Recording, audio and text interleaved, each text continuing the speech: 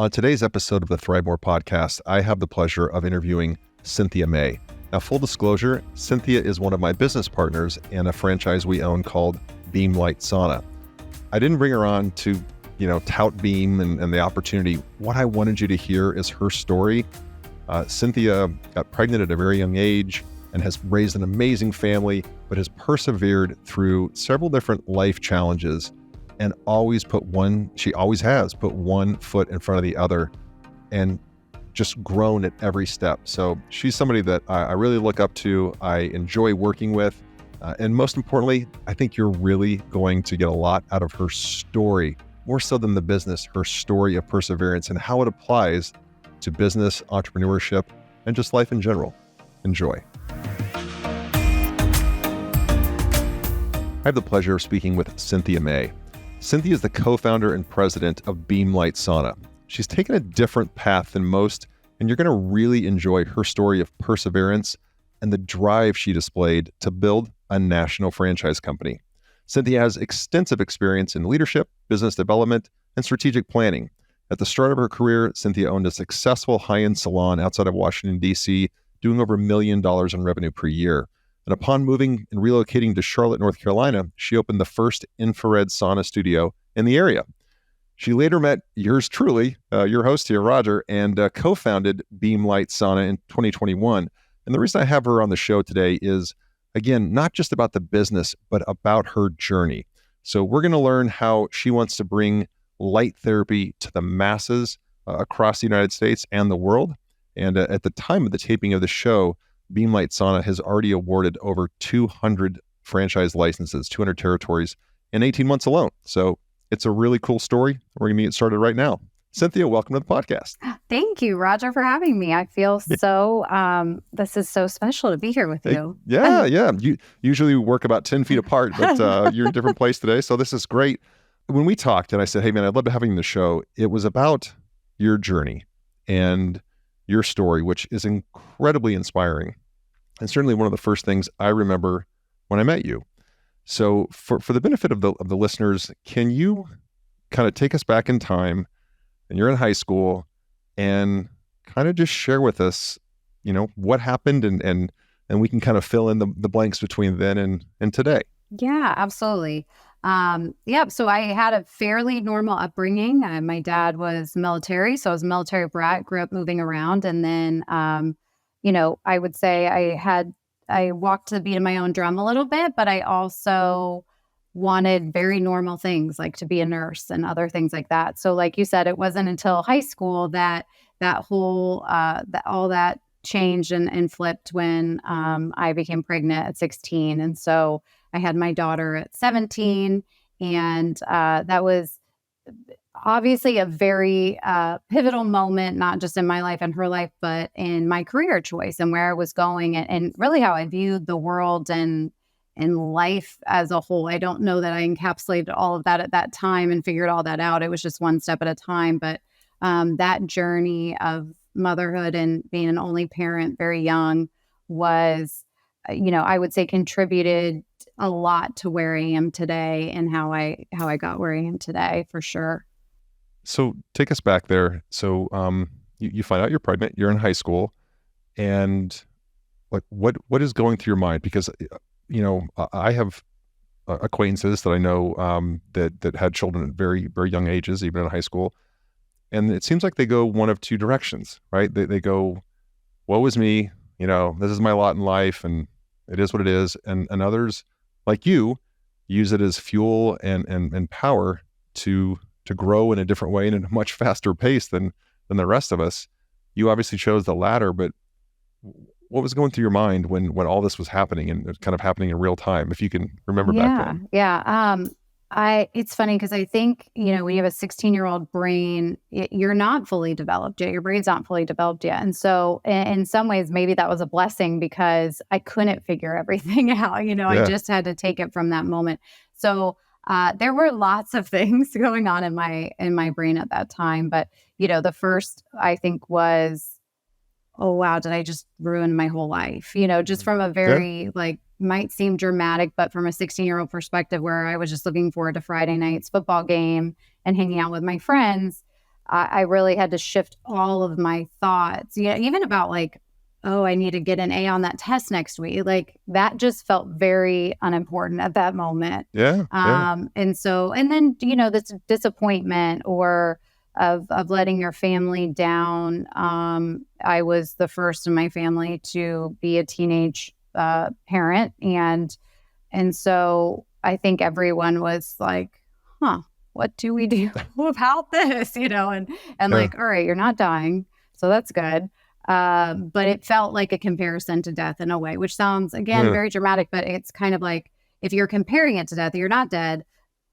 That's good. You're not dying. You don't have a disease that's taking you out, but then your life is forever changed. Very dramatic words and things are being spoken to you, which are very true, but it's hard to sort of at 16 figure out what you're taking in and retaining and what you're running with. I don't know about how I ended up going one direction and some people go another in terms of like, that drive was there. I didn't want my daughter to pay for my mistakes and my choices and my actions. I wanted her to not just have a normal life, but not see the effects of being born into, that's just going to be part of it, but at that time, that was my biggest goal was how can I give her a life where she doesn't even know she was born to a single teenage mom kind of thing. And so that was really what drove me in that passion. But I don't know that I voiced all of that out loud.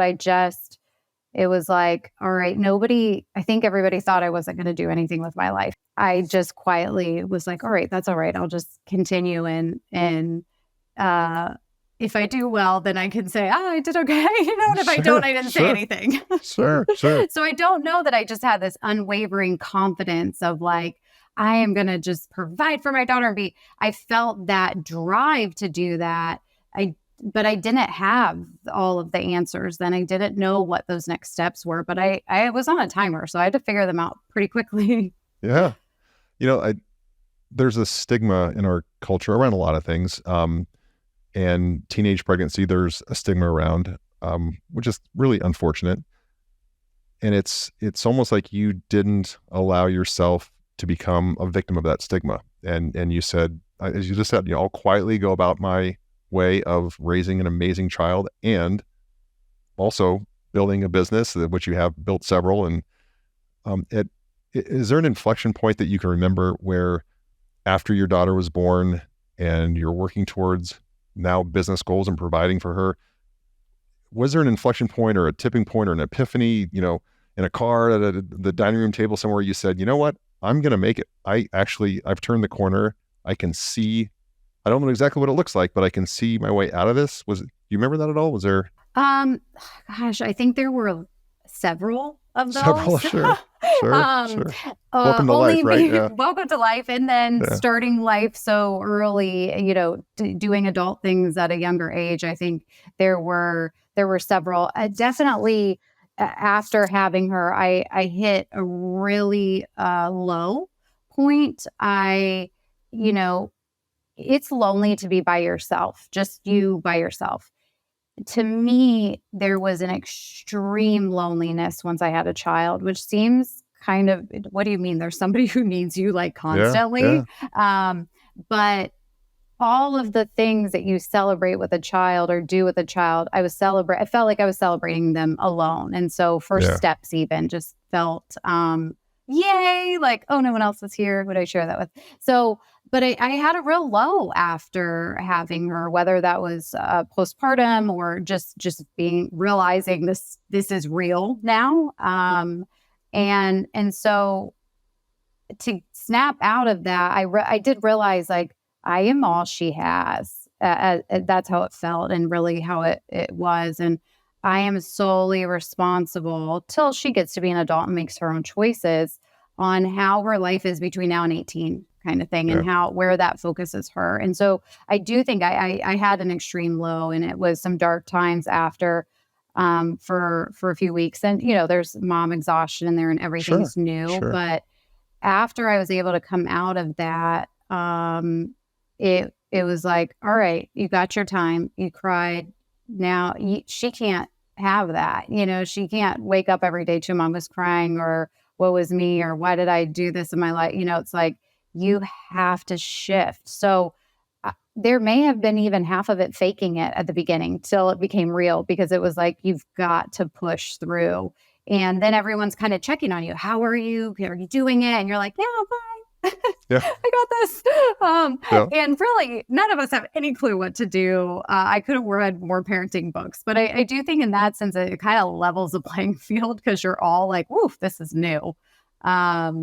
I think I read every parenting book before we had our kids, and you might as well throw them in the trash because all that goes It's right like, out the window. oh, you this is do. not in the book. This is not in the book. Yeah. No, it would need a custom book for each kid you have to really do. So I don't remember just one inflection point. I do think there were several, but definitely that low and nobody was going to get me out of that low. And it definitely wasn't my child's job to do, and she was a baby and needed somebody to take care of her. So that would be one of those moments where I don't know, that inner voice is like, you got to go. You don't know all the answers, but you've got to take those next steps, whatever's right in front of you. So there was no like, okay, in 20 years, I'm going to be it was like tomorrow I am going to get up and do my homework and feed my child and find a job. It was like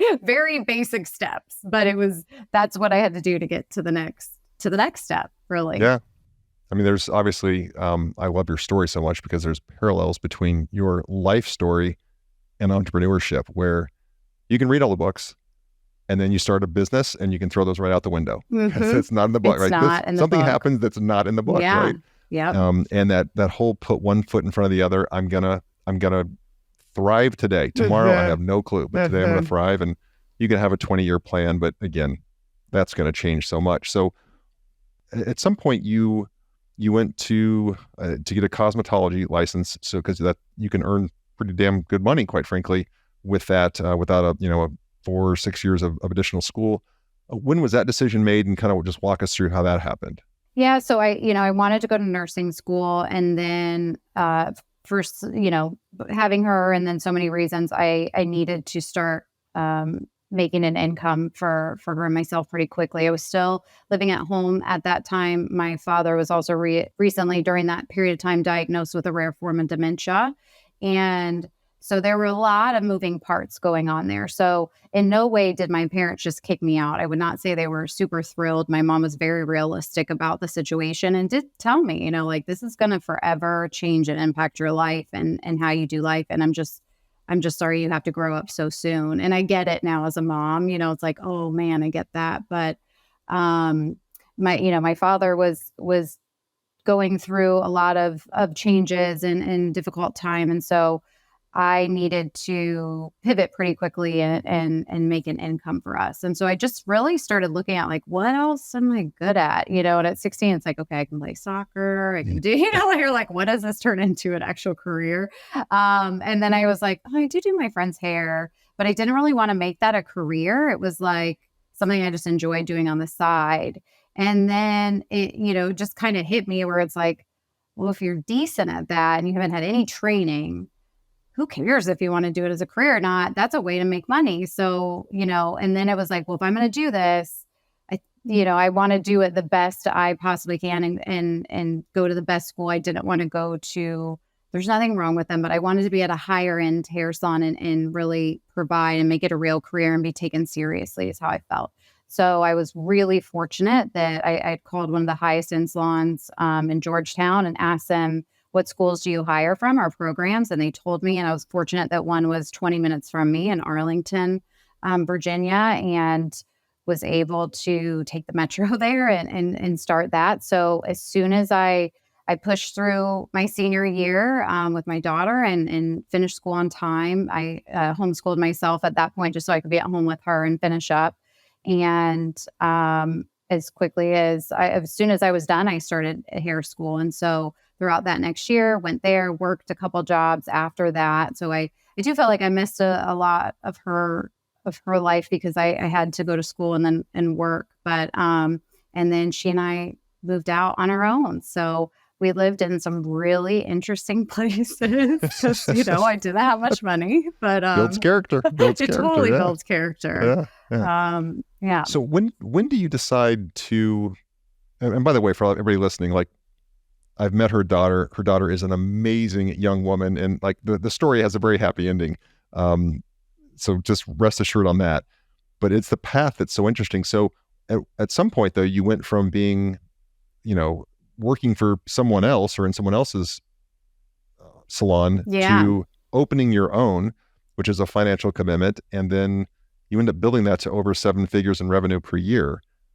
At what point do you say, I'm going to open my own business? Because you already have enough responsibility in your life at this point, and then you take that on. So talk to me about that. Well, I was in the, beauty industry for about 17 years, my full career there. So, worked for a lot of different people, learned a lot. I feel like I managed some salons before I went into ownership. And I just kept feeling like where I wanted to work wasn't happening. Anywhere I went, I would stay for a very long time. I feel like I was a very loyal employee and always wanted to take that business to the next level. So I'd go in, it's like, what if we did this? What if we do that? What if we do this? And it's like, yeah, sure. If you want to do that, go ahead. I'm like, okay.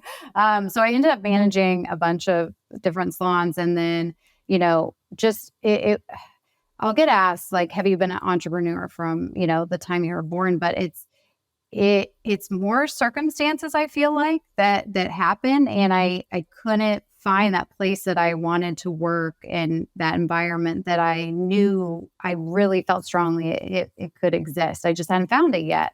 So I made the decision to go out on my own. My business partner, who ended up being my sister, she lived in another state, but had gone, had her MBA and had financial backing. And so she or the finance side of things. So she was like, okay, I'm going to do the books and do this from afar. And then you're going to operate and hire and do kind of all the the operator essentially of the salon. So, we had to take out a loan. It's not like it's just a big chunk of it. We took out a loan and we figured it out and went through all of the steps of permitting and everything else. We did a business plan and forecasting, but just decided like I can't find the type of place I want to work in. And I believe it exists. It's just not here. And so how can I take what I've learned and create that?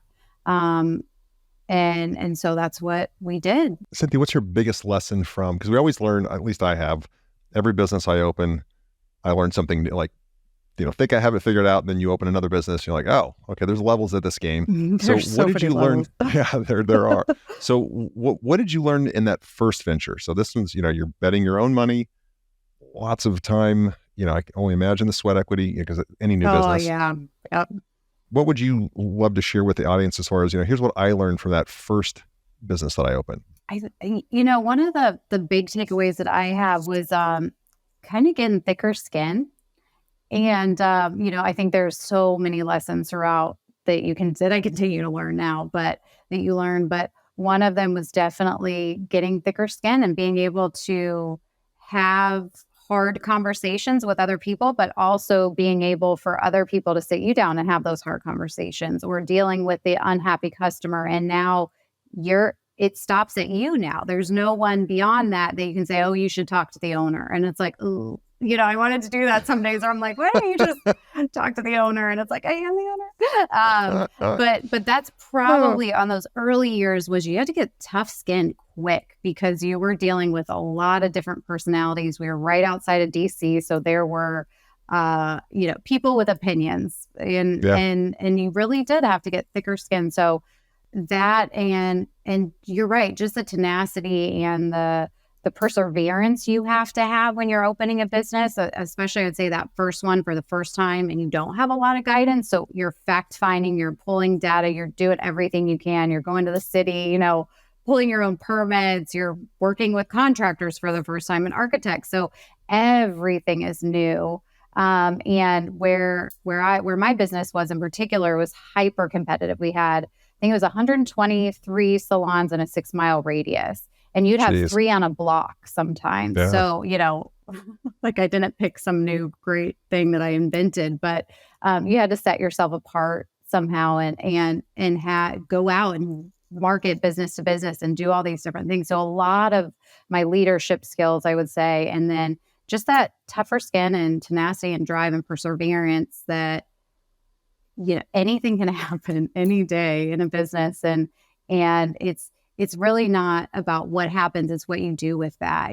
They say like all those failures are hard times are your life are what build that character and leadership. And it's what you do during those hard times that really builds that leadership skill. But I would say getting tougher skin and just listening to, you have to, through all, when you're running a business of any kind, you're busy. You really are. Yep. You're running around, and you have to stop and make time for those people that are giving you time and working for you and believed in your concept to work with you. All right. So then you end up selling that business and relocating to Charlotte, North Carolina. I happen to know the story behind the story that, your daughter had needed infrared sauna therapy to help with a medical condition.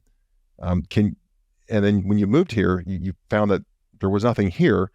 But if you can, again, talk to that journey of, I can't find, just like it's funny because I didn't know the whole story on the salon. You couldn't find a place that was the ideal place you'd want to work. So you built it, you started it. When you moved to Charlotte, you couldn't find an infrared sauna studio. So you opened one. Kind of like not everybody does that. So kind of talk to that, if you will. Yeah. So to take it back just a little bit, before I sold my salon, I reached this point in my career where I started to feel stuck. They talk a lot about in business and small businesses in particular, in brick and mortars, about getting to that 5-year mark. There's really, the success rate. Once you get there, you've figured a lot of things out by 5 years. And so smoother sailing is what happens at that point if you've really worked hard and hopefully before the 5-year mark. But there's kind of just this, 5-year mark thing. And so I got to that point and things were going really smooth. You're still in a small business working it all the time, but you've gotten more confident, the routines, how to hire, how things operate and marketing and all of that. So, but I really still felt that calling to, growing up and wanting to be a nurse. I had something inside me that wanted that side and wanted to be able to help people or bring something healthy. And so that really shifted too, because now I'm an entrepreneur. So going back to think about working in this like corporate, like hospital setting or something like that was like, oh, maybe I don't want to do that. So it was that finding of how can I bring health and wellness to my community in a different way, but still represent what I believed in. And so, I didn't come from corporate America, but still had that everyone thinks you kind of made it, whatever that looks like and whatever that means, but like Sure. that you made it and you should just freeze. And I was like, well, no, I want to do something different. But for me, I didn't have a degree to fall back on. And so it really meant starting over.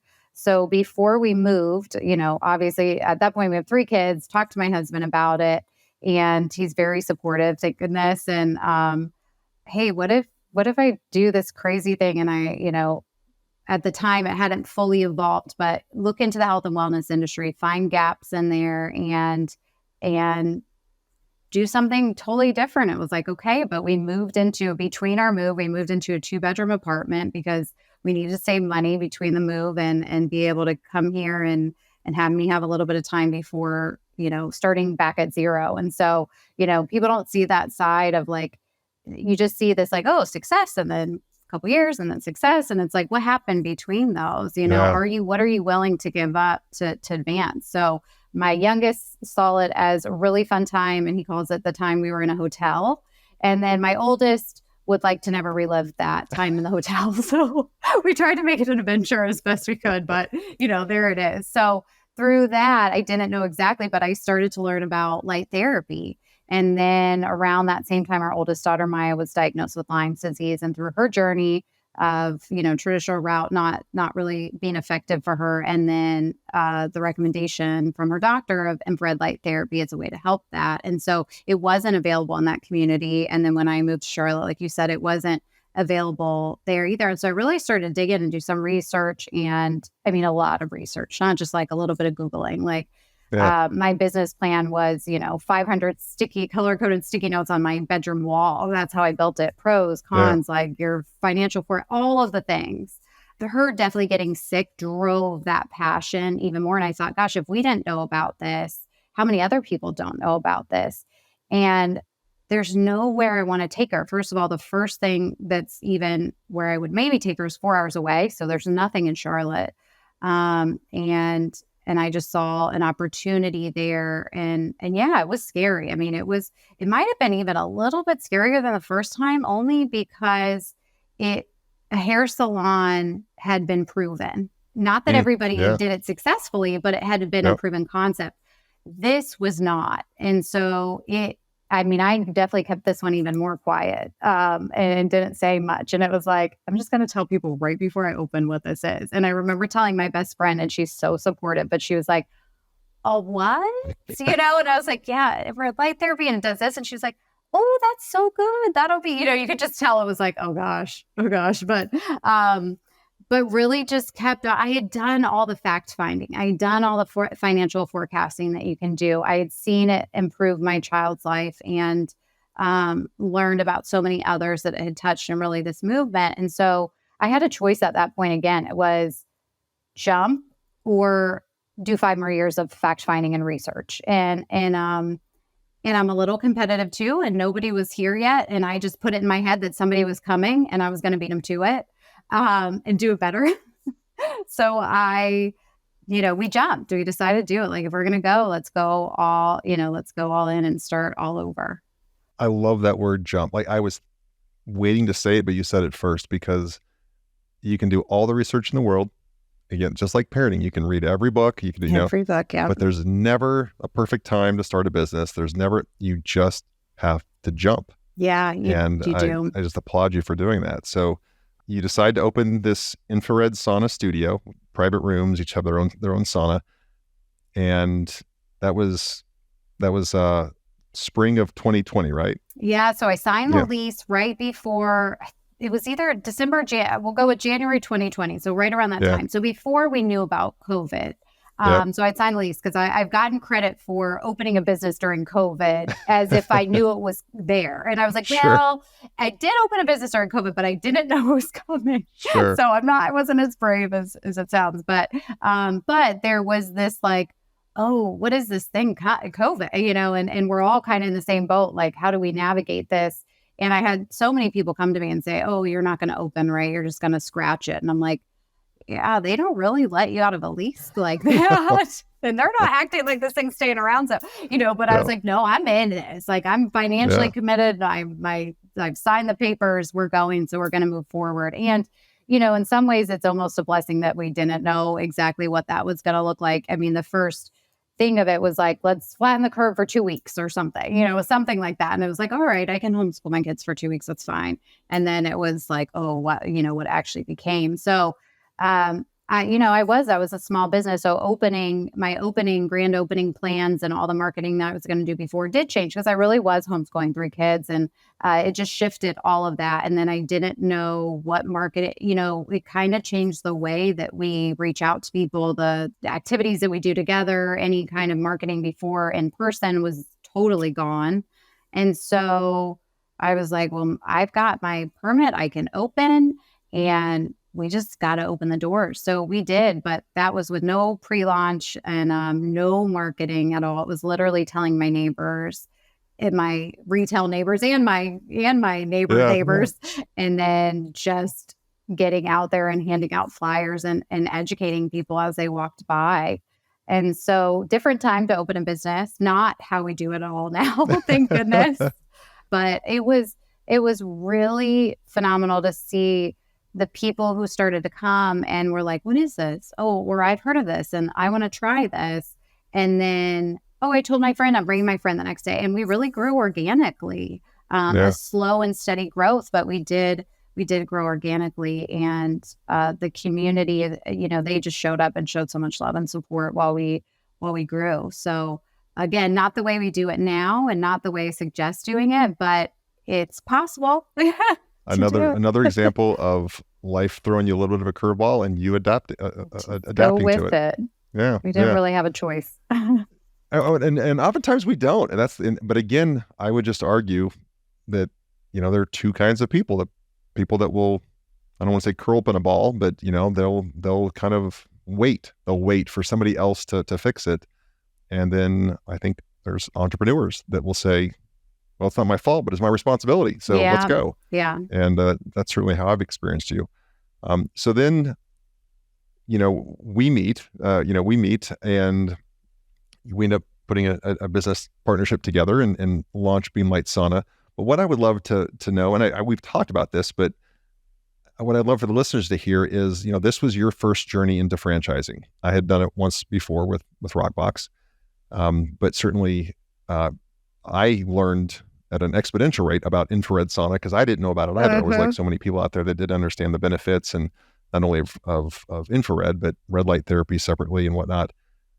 What has been some of the, a couple, if you can name a couple of the biggest learnings? Because again, every time we start a business, we learn something of maybe your biggest 2 or 3 learnings you've had in starting to build this business, which has taken off like a rocket ship, and franchising. Can you speak on, maybe again, that next level and what you've taken away from this journey so far? Yeah, absolutely. Well, I saw the reaction from our customers coming in. It was, most of them actually thought we were already a franchise. So that's kind of a good sign if you're going to franchise. That's a super compliment. Really good, yeah. Really good sign. I early on was fairly ambitious with my goals of growth because I really did see this as such a positive thing to spread to communities, but also something that people could walk in and see themselves being able to operate and own and like, I can do this. So I had big ambitions for growth, so much so that I put franchising on my website, which you let me know that was not, you're like, you can get away with that with one, but you can't, I didn't know. So first learning is you can't just put franchising on your website to take a survey and see how many people are interested. Sure. So not until you pay lawyers 70 or 80 grand to do that. Yeah, exactly. But then, to have your customers and members say, I'm moving here, please tell me you have one there. And it's like, okay, there is this opportunity to grow. And, you casually say that you and I met and we took off from there. And that's true. But I didn't have I knew what I knew and I knew what I didn't know. And franchising was very appealing to me, and that it created a community of just a very diverse community of people from all walks of life that are coming together and want to build something different and take that leap and jump too. So that was very appealing to me. And then I met you, and you had already done what I was trying to do. With Rockbox very successfully, and had what really was appealing to me is you were like, yeah, let's get our hands dirty. You had opened Rockboxes and not just open them, but operated them with your own money. And so that, to people listening, that seems like, yeah, of course you would. That is not the normal. I had already an investor that had approached me and with a really awesome offer, but the part that was missing was his a willingness to be involved in the business. He was like, oh, no, I'll just give you the money. And to move with speed and also be able to stand up an infrastructure that could support franchisees the way that I saw it working, I really needed someone with that experience. And so you had that. So we had to connect on so many different levels. Our values had to align, the way our culture that we wanted to have. And this is you and I are in a long-term relationship too, a business partnership, and work really close together. So many things had to align, and they did. And so then we were able to, I feel like, really move with speed from that moment forward. The learnings come from a fire hose. Yep. Every day, and I'm still learning every day. Even from FDDs and just things that you're not looking through, learning what's important from those and why you have them and how those are those early on learnings. And then, gosh, the best way to learn about franchising is find someone who's done it, who's been in it, and can share with you, because that was hugely, I feel like I took 10 years and smashed it into 2 years really, and just condensed it. And what a cool thing, like that opportunity alone is so awesome to be a part of that. But, when you have a network of, now we have over 200 awarded and so many franchisees, it's a people business, and every business, no matter how small or big, there's people behind it. And so I think the lessons from being a hairstylist myself and then getting tougher skin and learning, having these difficult conversations along the way, whether somebody was unhappy or, whatever it may, even dealing with vendors and how you negotiate and do that, those were all, learnings. But really, I would say learning to work with so many different people from different walks of life has served me well during this time. But there's learnings at every curve. You said, and our values had to align. I've had so many guests on this podcast that talk about values, and it's almost like I didn't really understand how to use values in business till 5 or 6 or 7 years ago, because in corporate America, they were on a wall somewhere or in a binder at the bottom of your desk, and you never looked at them. Specifically business, how do you use business values to manage, lead, build? Like, how do they serve you? Yeah. And you hit it right there with I think almost every company has values, core values. And a lot of times they sit in a handbook or on their, website or on a wall, and you might reflect on them here and there. But what I've seen, especially with Beem and in our home office, and it's, don't even put it on the wall. Don't even put it in your handbook. Have it somewhere, but use it every single day. And that's really the biggest difference I could say is, are you hiring by it? Are you firing by it? Are you, when you hit a conflict or friction or, are you reflecting on those values and taking a step back before you react and saying, does that align with our values here? Is that how I would want to be approached? Or is that how I would want the situation to be handled? But, even more so seeing it in our studios and giving our GMs the ability to have a set of values that they're able to hire by, that they're able to train with, that they're able to lead with through those challenging times of, staffing in general. It can be challenging because you're dealing with people and hiring and schedules and part-timers. And so being able for them to even reflect on that has been huge to watch. But you really have to incorporate it every day in your life. And so even when you and I and our values aligned, we didn't even have the Beem values set, but we had to figure out if our values aligned without having them written out in stone. And so that's where values, when they're not even written, but that there's alignment there, yeah. It's something that it's almost unspoken. You don't have to go through all of them. That's when you've really affected your culture and changed your culture based off those values, because you can watch a team member and you're like, wow, they are literally walking and living and speaking and showing our values on a daily. That's when you've gotten it right and you're really incorporating it. But as leaders and anybody can do it, but especially leaders, you have to remind yourself what you're, before you go into situations that's right. These are the values that I want to take and I want to show, because I want them to also move forward the same way. So, yeah, had a child at a young age, go to school, work, get to the top of your field, open a business, 7 figures, sell that, start over, open another business, then co-found a franchise. On the surface, it looks like, yeah, but you just went from one thing to the next, and I'm sure everyone knows, and you said there's highs and lows in there. There's highs and lows. So if somebody's listening to this that maybe having a tough time in their life right now, maybe they're in a job and maybe their life is okay, but they're in a job that they literally hate going to every day. I've been there in corporate America.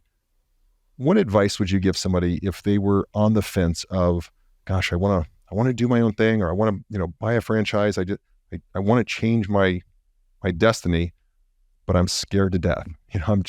I can't make that jump. And again, everybody has to make that decision on their own. But Absolutely. if you were to give that person some life advice, what would that be? Man, that is tough. I can only speak from my own experiences. And you have to look at your life, and it sounds so morbid, but I do think about the end of my life, or when I'm 80 or 90 or, 70, whatever, and looking when I'm making a decision, I'll kind of go this way, which does sound morbid, but like going to the end and thinking, we look back on that and either regret that you didn't do it, or like, who cares?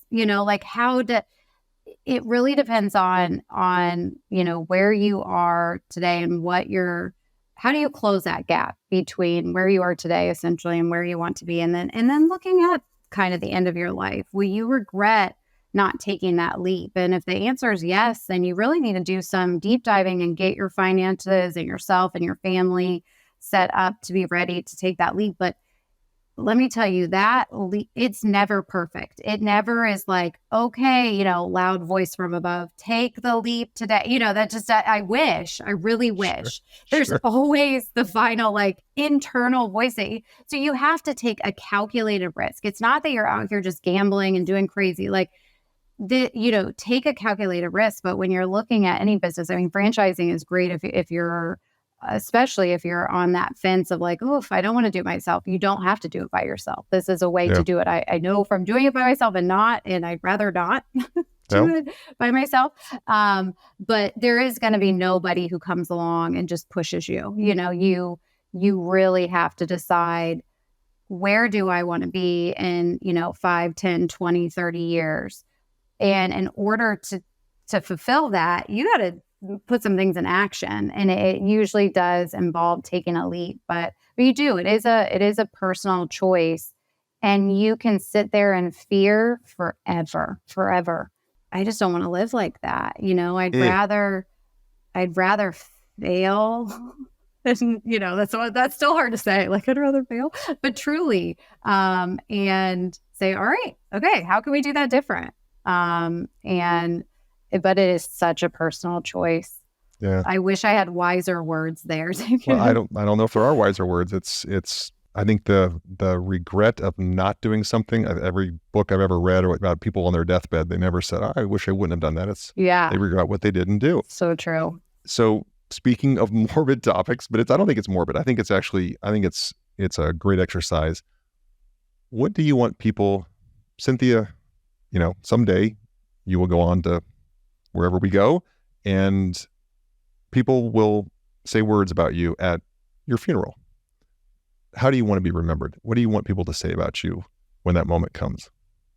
Okay, so you can't hold me to this because I get to change my mind. Of course. On this. I don't know exactly. I really do think that could be day to day. I think I wouldn't mind being remembered as a disruptor a little bit.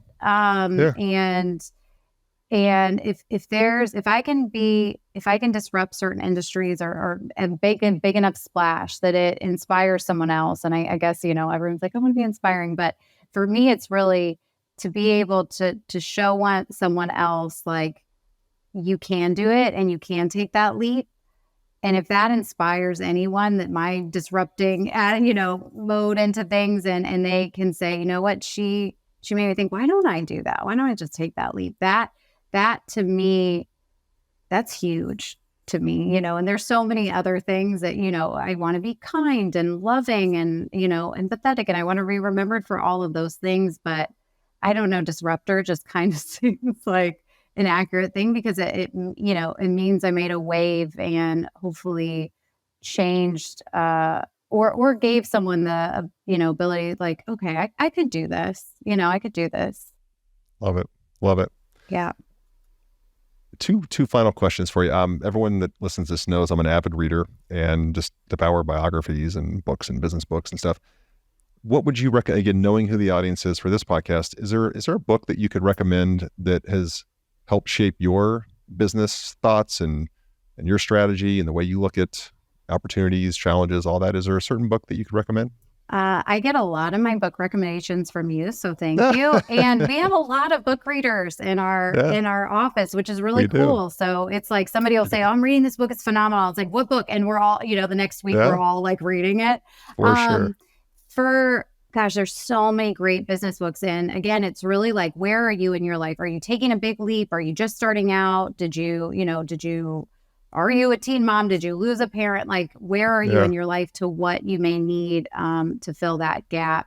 I really lean towards a little bit more like gritty and just like get up and do it kind of books. I think that's the Marine side of my family comes out from my dad. So I've really enjoyed some of the Tim Grover books. And the last one I read, I think it was called Winning. He has another one that was really good. Relentless. Yeah. So both of them are great.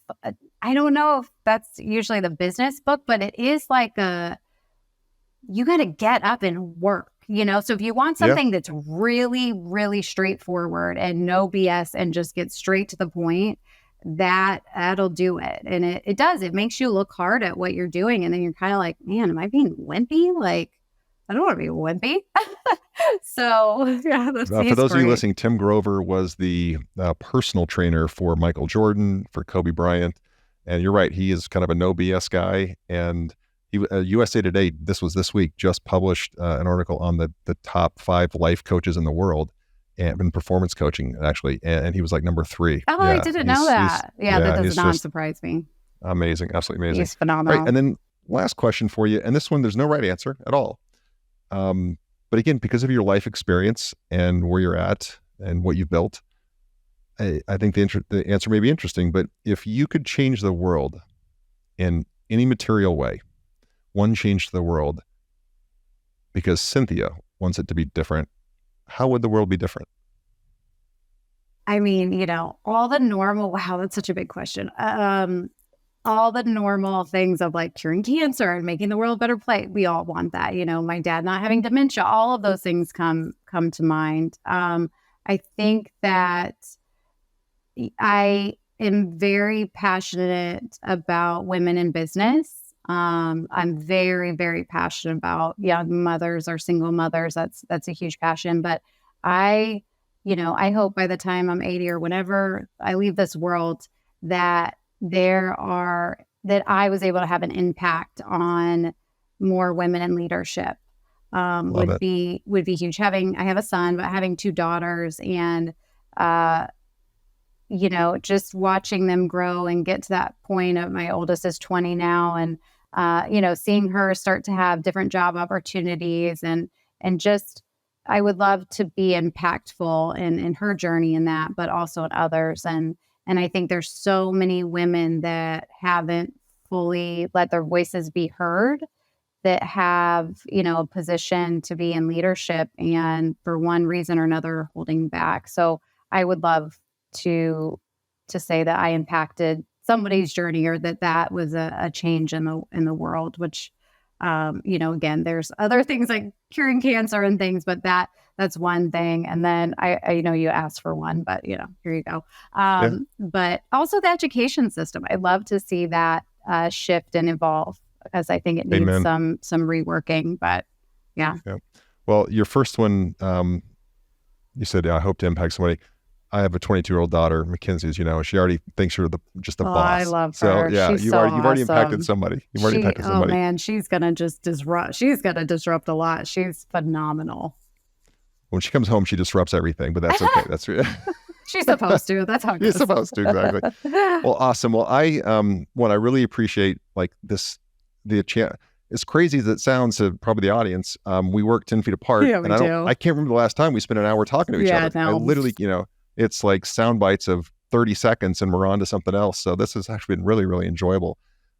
So where can people find you and follow you and connect with you if they want to? Yeah, thank you. And thank you. This has been awesome. Same thing. We don't get to spend a lot of time. We spend a lot of time together, but we have, we're very strategic and moving things along. So it's nice to, next time I get an interview for an hour. There you go. Anything you can follow on LinkedIn and Instagram, And then our website, of course, which is going to be beamlightsauna.com.